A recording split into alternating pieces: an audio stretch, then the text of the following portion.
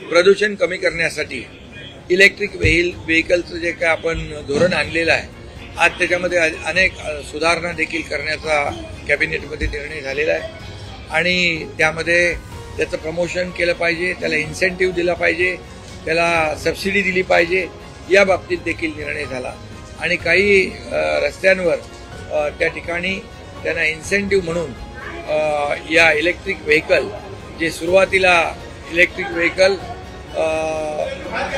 घेण्यामध्ये प्राधान्य देतील त्यांना देखील